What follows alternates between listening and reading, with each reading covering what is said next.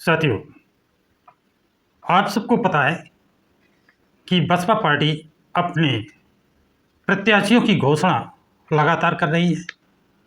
करीब 45 से 50 प्रत्याशी घोषित कर चुके हैं, चाहे उरई हो, झांसी हो, अम्बेडकर नगर हो, अयोध्या हो, सुल्तानपुर हो, लखनऊ हो, कानपुर हो, सहारनपुर हो। कई जिलों में कई प्रत्याशी नाम घोषित किए जा चुके हैं और जो विधानसभा प्रभारी बनाया जाता है वही प्रत्याशी बनता है, उसी को टिकट मिलता है और वही चुनाव लड़ता है। इस बार बसपा सुप्रीमो सभी पदाधिकारियों से, जिला स्तरीय जिलाध्यक्ष से, अन्य पदाधिकारियों से, यहाँ तक कि विधानसभा अध्यक्ष से भी बात कर रही है। ऐसा वो एक दूसरे का फीडबैक भी लेने का काम करती है, जिससे पदाधिकारी गलत सूचना नहीं दे पाते हैं। अब 1 जुलाई 2026 को सहारनपुर की सीटों का कौन किस विधानसभा का प्रभारी बनाया जाएगा ये घोषित होना था। और सबसे बड़ी बात, ये घोषणा बसपा सुप्रीमो मायावती नहीं करती हैं या आकाश आनंद नहीं करते हैं। ये घोषणा कौन करता है? मंडल का अध्यक्ष, कोऑर्डिनेटर करता है। जो मंडल का कोऑर्डिनेटर है वो इन घोषणाओं को करता है। कहीं भी जितने भी अब तक हुए हैं, आप देखा होगा बीकापुर में जब जितेंद्र सिंह उर्फ बबलू की घोषणा की गई तो प्रदेश अध्यक्ष विश्वनाथ पाल ने घोषणा की थी और इसमें इतना जनसमूह एकत्र हुआ था कि जिसकी जो भी कहा जाए कम लगता है। लोगों का कहना है 25 से 30 हज़ार लोग एकत्र हुए थे। हजारों कारें और हजारों मोटरसाइकिलें इनके काफिले में शामिल हुई थी। इसके बाद अम्बेडकर नगर में जो मनोज वर्मा को विधानसभा प्रभारी घोषित करने के लिए वहाँ भी प्रदेश अध्यक्ष विश्वनाथ पाल गए थे, वहाँ भी अपार भीड़ थी। सूत्रों का कहना है करीब 25 से 30 हज़ार की भीड़ वहाँ भी थी, जबकि वहाँ भी बसपा सुप्रीमो मायावती नहीं गई थी अथवा आकाश आनंद भी नहीं गए थे। प्रदेश अध्यक्ष विश्वनाथ पाल, मंडल अध्यक्ष, मंडल कोऑर्डिनेटर ये गए थे। इसी तरह सुल्तानपुर में अब 1 जुलाई 2026 को ये पहले से डिक्लेयर कर दिया गया था। 1 जुलाई 2026 को सहारनपुर में वहाँ के मंडल कोऑर्डिनेटर वहाँ के प्रत्याशियों की नाम की घोषणा करेंगे। कौन प्रत्याशी कहाँ का प्रभारी बनेगा और जो बसपा सुप्रीमो मायावती से मिल चुके हैं, उनका आशीर्वाद ले चुके हैं, कुछ नाम तो मेरी जानकारी में है, वो नाम मैं बता दूं। साहब सिंह सैनी, ये सैनी समाज के वो शख्स है जो जन जन को प्रिय हैं और ये ज्योतिबा फूले की जाति से संबंधित है। और वहीं पर ज्योतिबा फूले अमरोहा को बसपा सुप्रीमो मायावती ने अपने शासनकाल में जिला बनाया था, नया जिला बनाया था। नए जिले का नाम रखा था ज्योतिबा फूले नगर। ये ओबीसी के थे, ओबीसी के नाम पर ज्योतिबा फूले जिला बनाया था बसपा सुप्रीमो मायावती ने। लेकिन अखिलेश यादव जो स्वयं को ओबीसी का बताते हैं, इनको नहीं लगा, इनको अच्छा नहीं लगा कि माली समाज का, फूले समाज का, सैनी समाज का नाम रोशन हो, उनके नाम से कोई जिला बने। इस चिढ़ के कारण, इस नाराजगी के कारण जब उनकी 2012 में सरकार बनी, उस जिले का नाम ही बदल दिया, अमरोहा कर दिया। अब वहाँ के सैनी समाज और सबसे बड़ी बात, करीब 2 दर्जन गुर्जर समाज के लोग बहन जी से मिलने गए थे। जब साहब सिंह सैनी ने बहन जी को बताया कि हमारे साथ करीब 2 दर्जन से ज़्यादा लोग गुर्जर समाज के आए हुए हैं, तो बहन जी ने उनको भी बुला लिया। और सबके सामने सबसे बात की और सभी ने साहब सिंह सैनी को जिताकर लखनऊ भेजने का वादा किया। बसपा सुप्रीमो ने साहब सिंह सैनी को आशीर्वाद दिया, जाइए चुनाव लड़िए।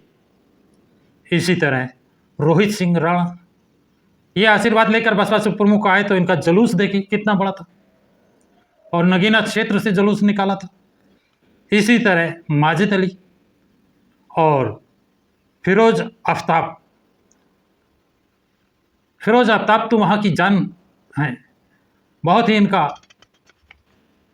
मान और सम्मान है, इनकी जिले में बहुत अच्छी पकड़ है। इनके नाम 1 जुलाई 2026 को मंडल कोऑर्डिनेटर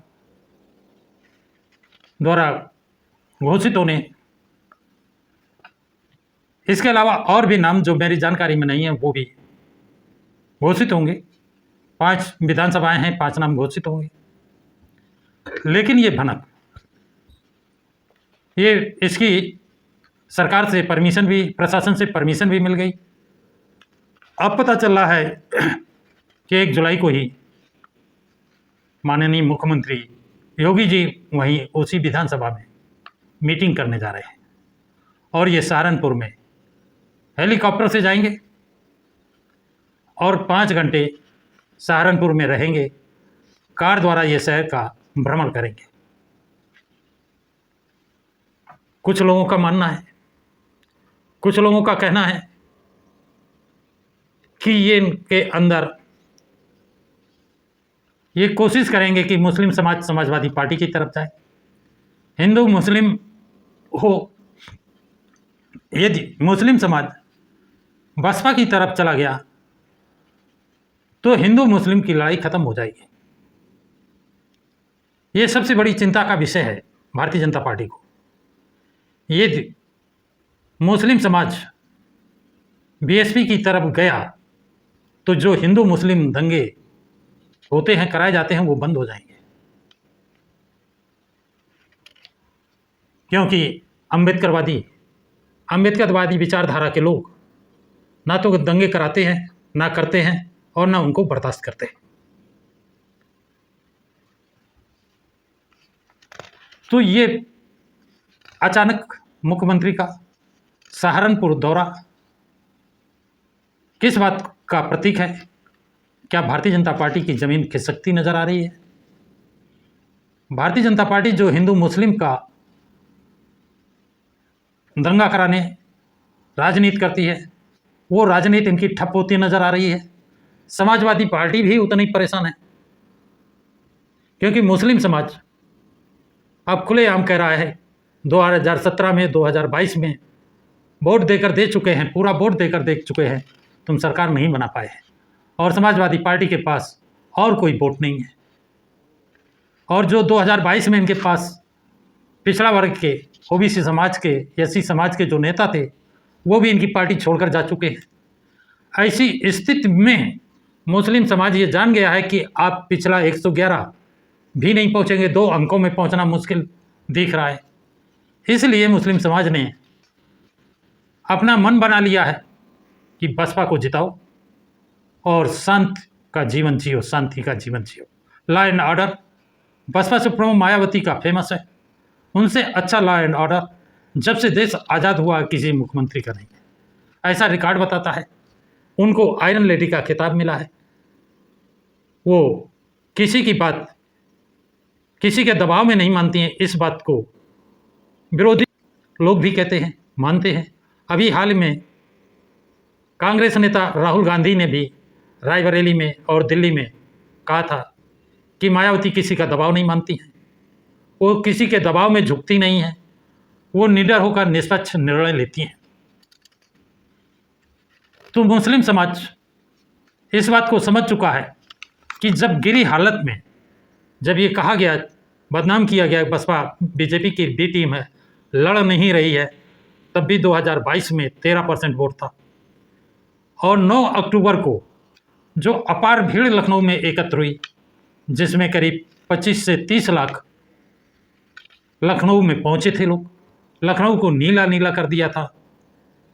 और बसपा सुप्रीमो ने इस अपार भीड़ को देखकर अति उत्साहित हुई और उन्होंने वहीं पर घोषणा कर दी कि 2027 में बीएसपी सरकार बनाएगी। जैसे भी सरकार बनेगी, जो भी करना पड़ेगा वो करेंगे।